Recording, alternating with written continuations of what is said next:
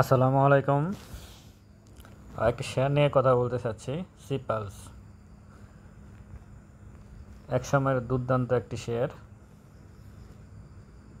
যেটা মার্কেটে অনেক বেশি জনপ্রিয় ছিল এক সময়। তো শেয়ারটা আসলে সর্বশেষ 17% ক্যাশ ডিভিডেন্ড দিয়েছে 2023 সালে। টোটাল শেয়ার সংখ্যা 12 কোটি। 1 বছর আগে যারা ছিলেন তারা 59% লসে আছে, 6 মাস আগে তারা 17% লসে, 3 মাস আগে তারা 2% লাভে আছে, আর 30 দিন 15 দিনে সবাই লসে আছে। মোটামুটি সব ধরে নেওয়া যায় সবাই লসে আছে। এই শেয়ারটা আমি নিয়ে আলোচনা করার অন্যতম কারণ হচ্ছে শেয়ারটা পড়ে আছে। আপনি ইটাফের শেয়ার সবগুলো কিন্তু উঠে গেছে।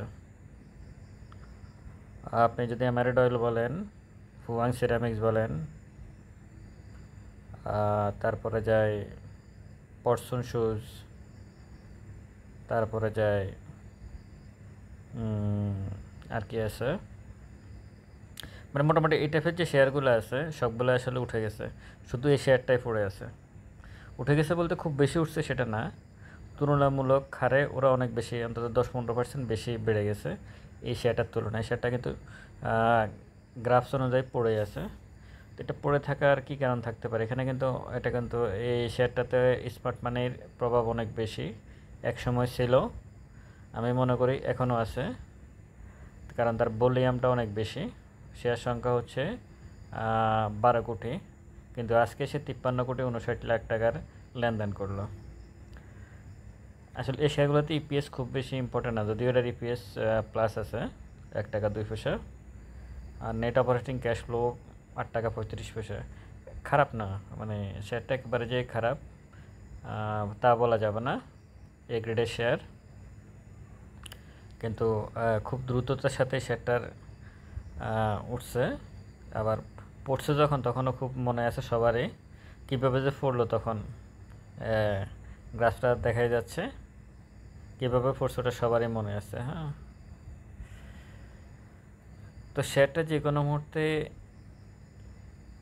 আগুনের মতো জ্বলছে যেতে পারে আমি মনে করি ব্যক্তিগতভাবে।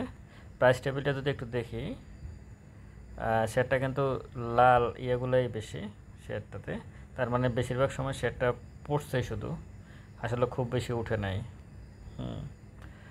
আর এটা সিফালস, তো এটার একটা ইতিহাসও আছে। সিফালসটা কারো মানে পার্সোনালি এটার সাথে কিছু লোক জড়িত, মানে ব্যবসা, এই সিফালসের যে রিসোর্ট আছে কক্সবাজার সম্ভবত, এটা এই ব্যবসার সাথে আসলে অনেকে জড়িত আছে।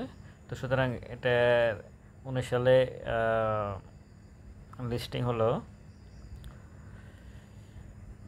মার্কেট ক্যাপিটালে আছে 1084, কিন্তু ফেড অফ ক্যাপিটাল মাত্র 121 কোটি টাকা। হ্যাঁ, এটা কেন হলো? আসলে হয়তো এর সাথে কেউ মানে ভালো কেউ জড়িত আছে, যার কারণে মার্কেট ক্যাপিটাল 1084 আর ফেড অফ ক্যাপিটাল 121 কোটি। এটা আসলে সামঞ্জস্যপূর্ণ না। আচ্ছা, সেটা নিয়ে যেটা বলতে চাচ্ছি সেটা হচ্ছে মূলত হচ্ছে চার্ট, অন্য কিছু না। চার্টটা দেখেন, 89 টাকা আছে বর্তমানে। এটা